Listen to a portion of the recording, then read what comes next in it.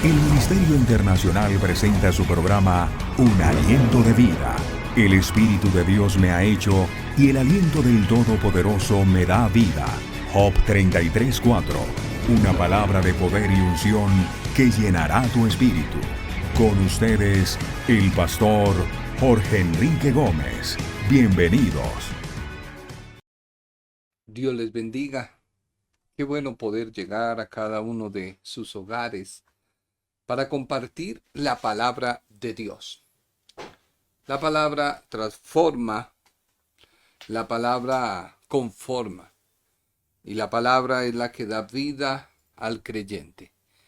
Le transforma porque es la única manera en que podamos entender lo que Dios ha hecho. Nos conforma porque nos hace a la imagen de Dios. Y ella tiene el poder para darnos la vida. El poder que actúa diariamente en el creyente. Hoy nuestro tema. Carta a los Efesios. Nos hemos detenido a hablar el capítulo número 1. Porque es como la introducción que Dios hace, donde a grandes rasgos el apóstol muestra el llamado, la elección, la predestinación de Dios. Nos muestra la obra de nuestro Señor Jesucristo al redimirnos del poder del pecado y de la muerte.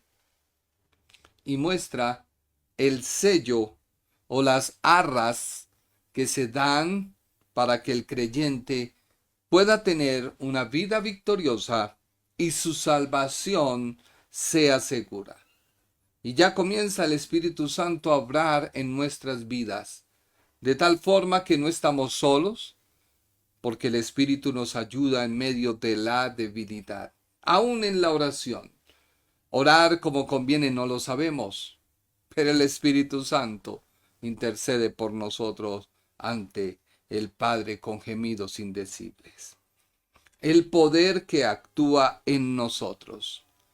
Estamos viendo 4 palabras que el apóstol busca para podernos hablar del poder que va más allá, que es algo que está por encima de todo, que es una fuente inagotable, no es algo que explota y ya hizo el daño, no, sino es algo que continuamente, el ejemplo más fácil es el dínamo, y luego nos dice la fuerza que hay en él.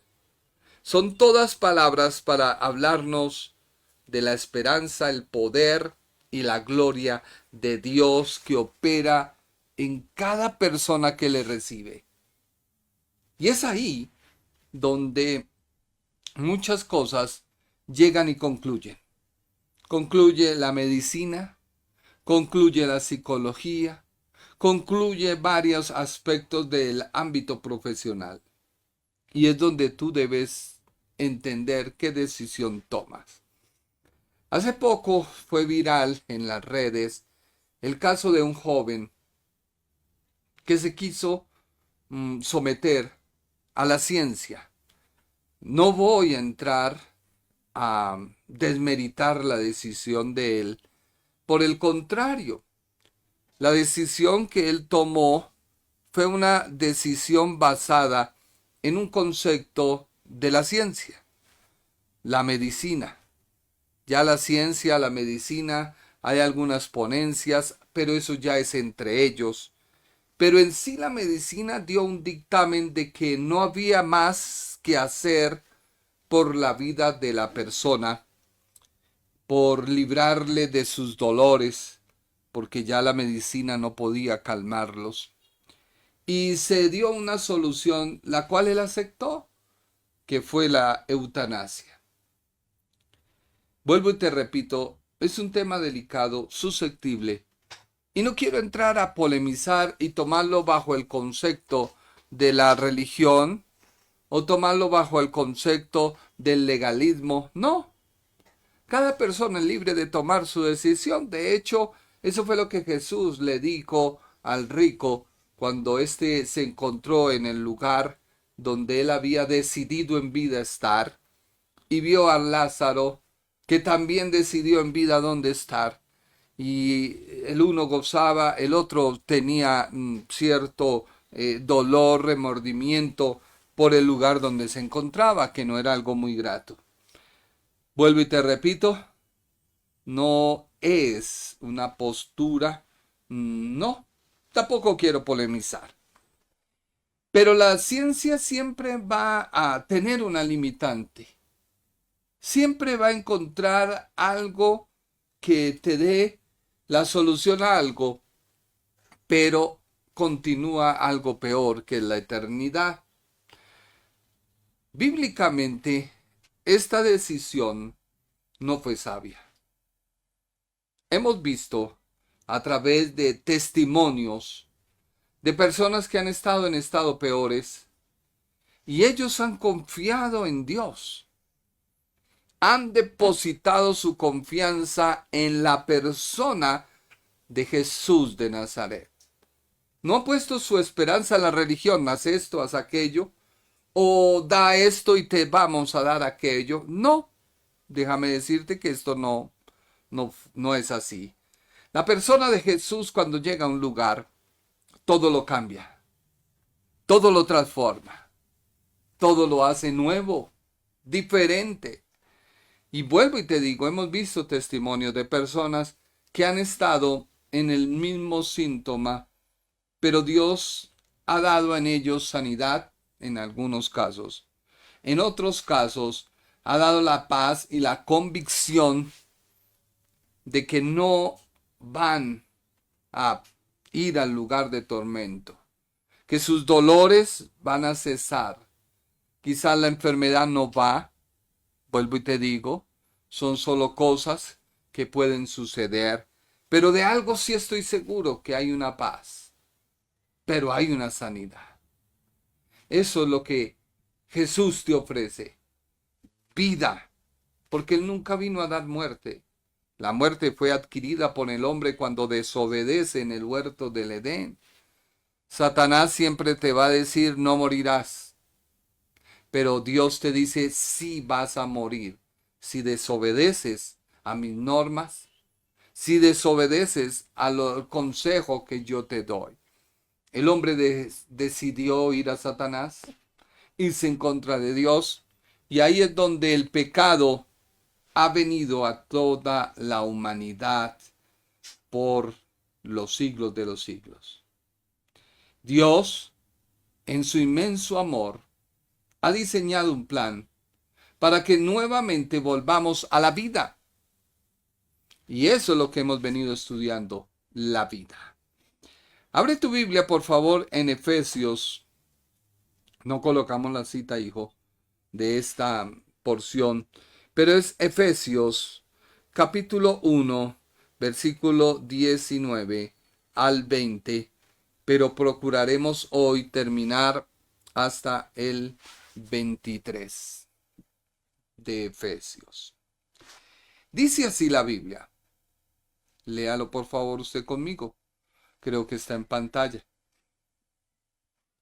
Y la cual, la superintendente grandeza de su poder para con nosotros, los que creemos, la Biblia aclara, los que creemos, según la operación del poder de su fuerza, la cual operó en Cristo. O sea, primero viene la vida y se refuerza su vida, porque la vida no puede ser detenida por la muerte. La vida no puede ser sujetada por la muerte. Así que opera en Cristo, resucitándole de los muertos y sentándole a su diestra, a la diestra de Dios en los lugares celestiales. Estas 4 palabras, superintendente, grandeza, poder y fuerza, son las que el apóstol usó para explicar la salvación. Con esto yo creo que la salvación como concepto, si se pierde o no, queda descartada por la misma escritura, porque la salvación no se pierde la persona. La persona sí puede rehusar a no ser salva por su manera de actuar, su manera de pensar. Algo paradójico, esta semana pude ver varios comportamientos de personas no creyentes, personas creyentes, y ayer pude ver el comportamiento de alguien donde uno ve varias facetas de la vida. Y cuando uno no estudia la Biblia, cuando uno no estudia la palabra de Dios, pues hay ciertos vacíos de conocimiento, porque el conocimiento es el que nos da la libertad. Pero no podemos tener un conocimiento parcializado hacia cierta corriente. No, es la palabra. Y la palabra no tiene corriente. Los hombres han tratado de explicar la palabra y de ahí han nacido todas las corrientes que puedan haber. Pero no, centrémonos en la palabra. Otros buscan al pastor o buscan a la persona para que le dé la solución que ellos creen que debe ser. Y ahí viene el otro error, porque al no encontrarla, la persona definitivamente vaga y nadie puede darle una solución si no tiene un encuentro con la persona de Jesús de Nazaret. Es por ello mi predicación. No te hablaré de otro tema, porque Jesús es la respuesta. Jesús es la solución. Jesús no es una señal como lo es la ley. La gente no ha querido entender que la ley son las señales que hay en el camino, pero no son el camino. Jesús sí es el camino. Y es el camino que nos conduce al Padre. Y la ley nos sirve como las señales para mostrarnos qué clase de camino hay. Si hay curvas, si hay pendientes, si hay altibajos, lo que haya. Pero ella no puede delimitar más, solamente señalar. Pero mientras tú vas por el camino y vas dándote cuenta camino a camino, dándote cuenta que encuentras, puedes superarlo. En el camino hay a veces huecos, en el camino a veces hay piedras, en el camino hay a veces alturas, elevaciones, hay descansos, pero mientras tú permanezcas en el camino, estás seguro. Déjame decirte, vas a llegar a algo seguro. Así que la salvación se ha logrado gracias a la superinminente grandeza, poder y fuerza con que Dios te pasa de muerte a vida. Y ahí empieza un proceso que muestra la eficacia, la capacidad a lo largo de la vida que logra la superinminente grandeza, poder y fuerza, que es la esperanza, que es el poder y la gloria de Dios actuando en tu vida.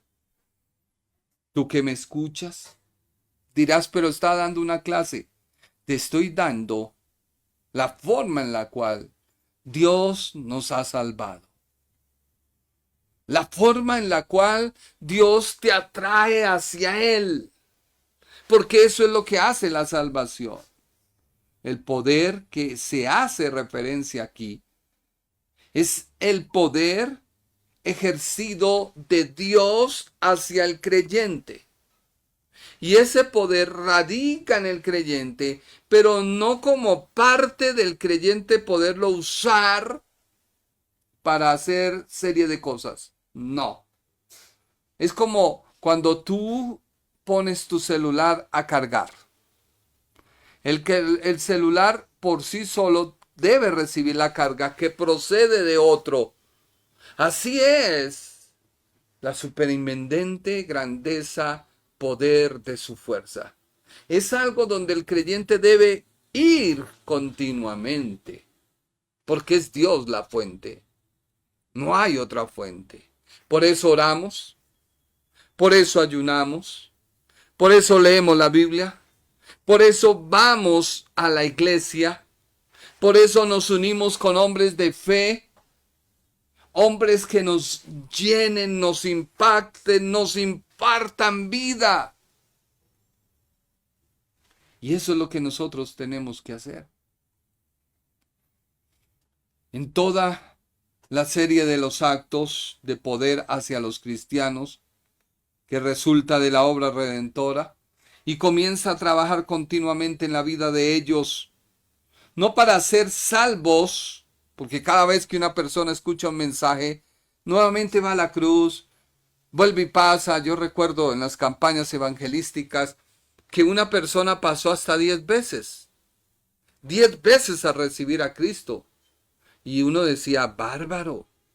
Y yo decía, ¿por qué? Y hace más de 20 años me hice la pregunta y hasta ahora encontré la respuesta. Porque nunca la persona logró entender que el poder superinminente, grandeza, fuerza y poder que actúa en Cristo es la que opera en mi vida. Y me corresponde a mí empezar a observar a través de la Escritura qué debo cambiar en mi vida, porque el proceso de santidad progresiva diaria que Dios opera en nosotros es la que produce vida. Por eso una persona que maldice, pues no creo que tenga de Dios. Es que tengo la razón. No, tú no tienes la razón, porque si Dios actuara de la misma forma, no habría personas, no habrían seres humanos. Dios no habría tolerado los errores que cometió Abraham, no hubiera tolerado los errores que cometió David, no hubiera tolerado los errores que cometieron cada personaje de la Biblia. Moisés, créeme que no.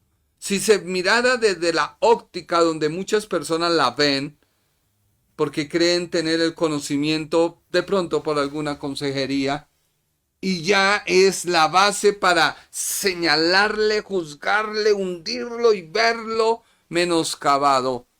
Y este pensamiento es del diablo, no de Dios. Porque Dios, en medio de tu pecado, te atrajo hacia Él para cambiarte. Sí, éramos pecadores.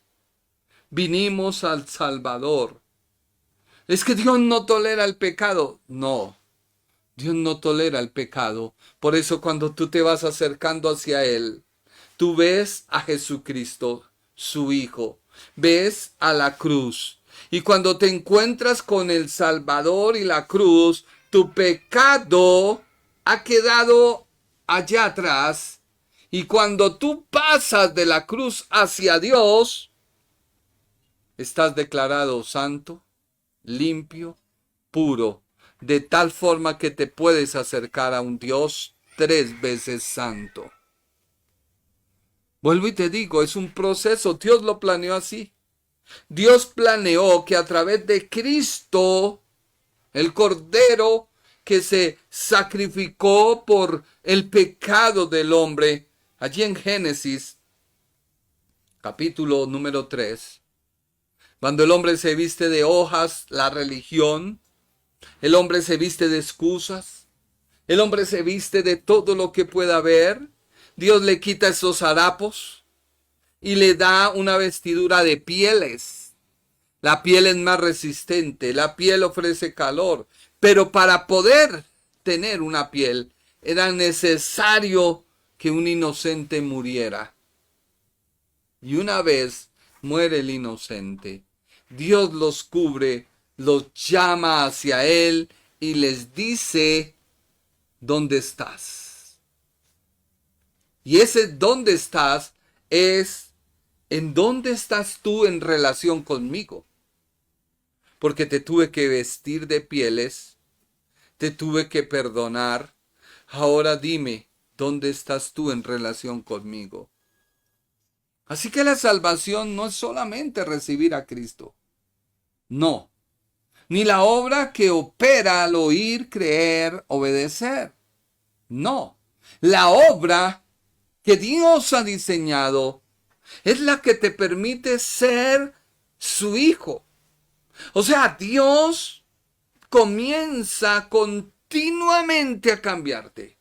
Por eso, si tú eres un creyente que no lees la Biblia, puedes tener el ministerio que tengas. Profeta, pastor, maestro, evangelista, y me falta uno.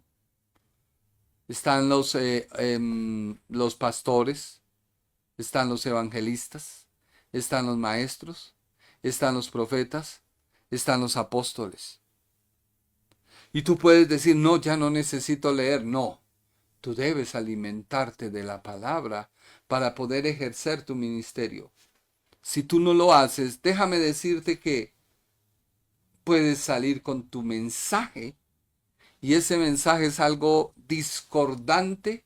Eso discordante es hipocresía y esa hipocresía es religión y la religión nunca va con la salvación, ni con Dios, ni con la persona de Jesucristo. Y llegas a un estado que Gálatas dice anatema. Eres una persona anatema, una persona maldita, porque has cambiado la verdad del Evangelio para tu provecho, para tu conveniencia, para creer lo que tú crees.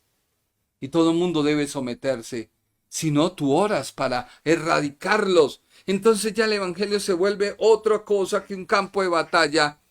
Y vamos a ver que no es así. La iglesia no es una persona que persigue las batallas, no. Nos encontramos en batallas porque necesitamos ser perfeccionados por medio de ella.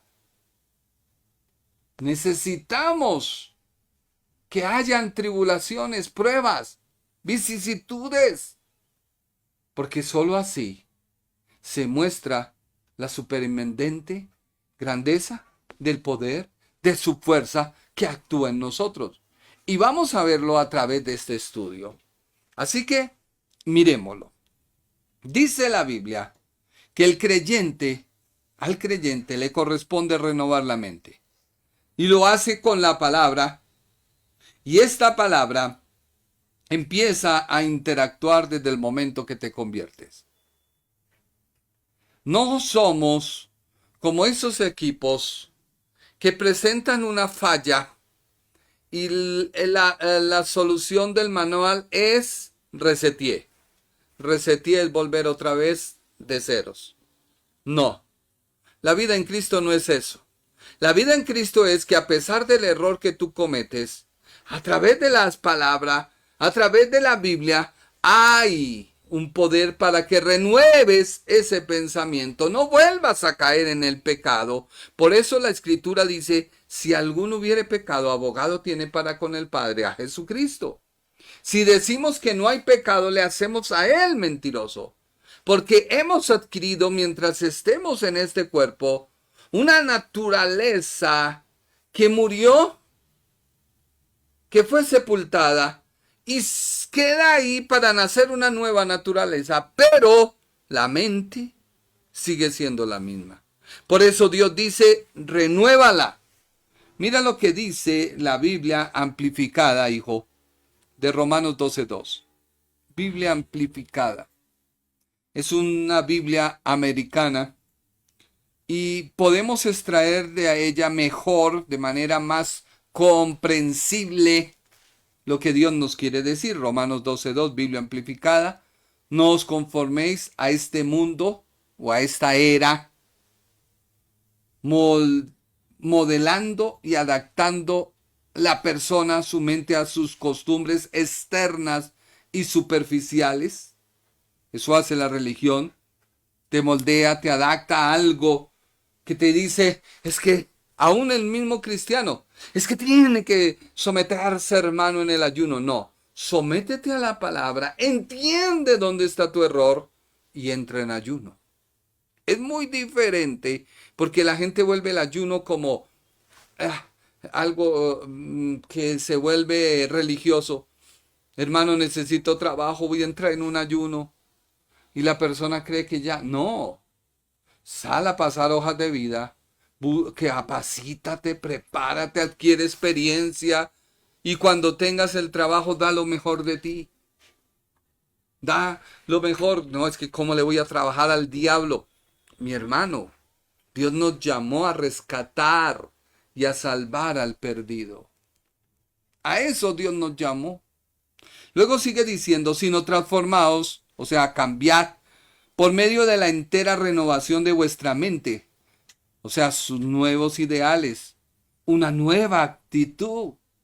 Por eso si hay una enfermedad, sí, vamos al médico, tenemos el veredicto y empezamos a clamar, Padre, la medicina dice que tengo tal cosa, pero hay poder en tu nombre, hay poder en tu palabra. Rechazo tal y tal veredicto que me ha hecho tal y tal enfermedad en mi cuerpo.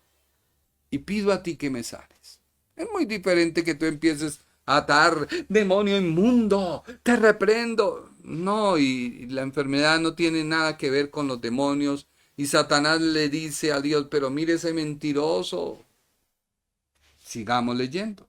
Para que comprobéis por vosotros mismos cuál sea la buena voluntad de Dios, agradable y perfecta, lo que es bueno, agradable y perfecto a su vista para nosotros. Así que la superintendente grandeza y poder que actúa a través de la fuerza es una operación. Dios hace una operación con poder, con fuerza. Esto indica que hay poder en Dios para que el creyente, bajo la superintendente grandeza, poder de su fuerza, sea hecho su hijo. Mire lo que dice la Biblia en Romanos 8:29, Biblia amplificada. Porque a los que antes conoció, también los destinó desde el principio, para que fuesen moldeados a la imagen de su Hijo, para que Él fuese el primogénito entre muchos hermanos. Romanos 8:29. O sea que la renovación de la mente tiene que ir para que seamos transformados a la imagen de Cristo, conformados a la persona de Cristo, para que Él sea el primero. ¿Cuál? Que estuvo bajo la superintendente grandeza, poder de su fuerza, que lo levantó de esa separación de Dios, cuando estaba en el Hades, el Seol, la muerte, y nuevamente le da vida para podernos salvar. El Ministerio Internacional presentó su programa Un Aliento de Vida. Venid a mí los que estáis trabajados y cargados, y yo os haré descansar. Mateo 11:28. Un aliento de vida. Una palabra de poder y unción que llenará tu espíritu.